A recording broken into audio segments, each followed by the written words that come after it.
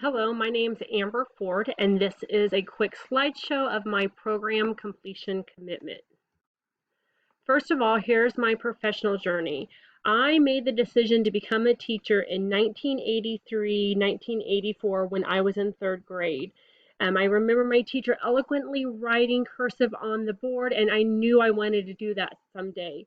Plus, I was a huge Little House on the Prairie fan, and Laura Ingalls Wilder was an inspirational teacher. So my decision was made right then. My first teaching job, that's kind of a tricky one.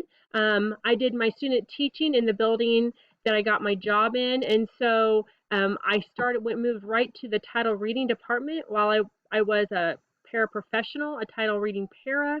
But my first classroom I got in 2001. So it depends on kind of how you look at that first teaching job. It just took a little step to get my first classroom. Changed responsibilities. I started in sixth grade in 2001, and then in 2007 moved to first grade, and then in 2018 our district decided to add a preschool to our district, and I asked if I could take on that challenge, and it's been very successful since then.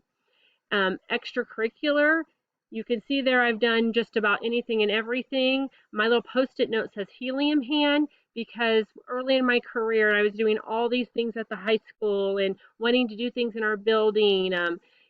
I had a very wise teacher once tell me, you don't always have to have helium hand. While I wouldn't give those experiences up, I did do quite a few things over the last 24 years at Elfling. Why did I decide to become a leader? Well, I had 2 years ago decided to start interviewing in other districts. I was just wondering if I would be a better teacher if I got perspectives from different districts on what a school is.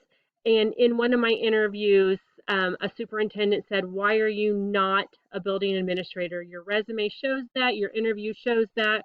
So therefore, I turned that job down and stuck where I'm at and decided to start this journey in the fall of 2020. And my program is a study. I'm doing this video at the end versus the beginning. So I just took things that were available and what I thought I could handle at the same time. And now here I am ready for the practicum. My ePortfolio goals, I had an accidental start in September of 2021. I started getting all these notifications. And so I did a Bitmoji and I made an artifact folder. Then all of a sudden I realized maybe that wasn't for me because I wasn't signed up for the practicum in the fall. So I stopped. Needless to say, I should have been doing it the whole time. So my goal is to have 50% of my ePortfolio done by the end of February and then have it all the way done in mid-April and ready to go and spend some time tweaking and making it just right. When do I plan to take an admin position? When the right opportunity arises. I love my job, so it's not a must do, but I feel like I have more to give. And so I think when I interview and it feels like a just right place, my heart will tell me that that's what I'm supposed to be doing. And the same thing when I plan to retire, when the time feels just right and I have to be able to financially afford it. Thanks for your time. Have a great day.